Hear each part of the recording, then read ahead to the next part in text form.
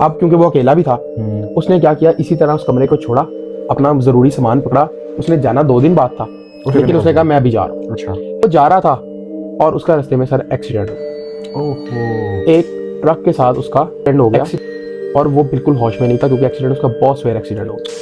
वो कहता है जब मुझे होश आई ना, तो मैं अपने आप को कहाँ देखता हूँ कि एक कमरा है, ब्लैक कलर का एक कमरा है, अंधेरा कमरा है, फुल कमरे में इतना अंधेरा है कि मुझे नहीं आ रहा, और एकदम एक रोशनी आती है मेरे सामने, और उस रोशनी के पीछे वही स्याह औरत जिसको मैंने दीवार के छत की कोने पे देखा था। और वो मुझे आके कहती है मैंने तुम्हें कहा था ना कमरा छोड़ दो, अब देखो तुम्हारे साथ क्या क्या हो रहा है।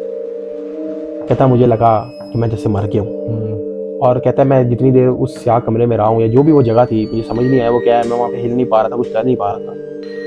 कहता मैंने देखा कि मुझे अपने वक्त को देख नहीं सकता था, कोई चीज़ ऐसी पास नहीं थी। वो कहता कि मुझे ऐसा लगा कि 7-8 घंटे गुजर चुके और मुझे भूख नहीं लग रही, मुझे कोई ऐसा ही अजीब सा जो कि दुनिया में आपके साथ नॉर्मल चीज़ें होती हैं ना, मुझे फील नहीं हो रही, नहीं मुझे कहीं खारिश हो रही है, तो इस तरह लगा कि वो मर चुका है।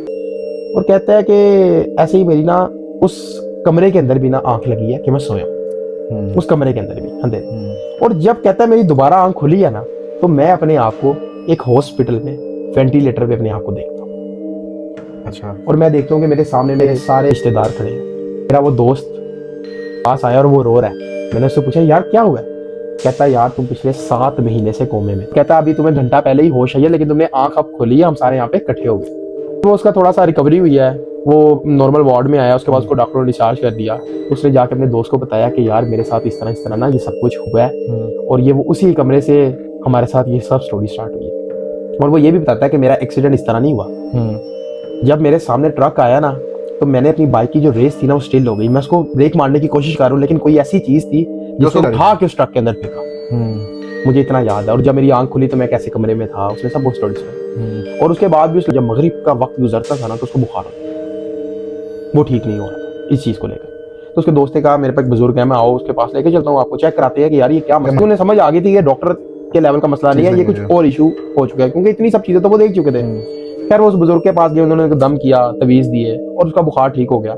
और जब उसने बुजुर्ग को ये बात बताई ना कि मैंने इस तरह हमारे साथ ये सब कुछ हुआ है, तो उन बुजुर्गों ने कहा आपको अल्लाह ने बचा लिया, आपको दूसरी जिंदगी दी। अच्छा।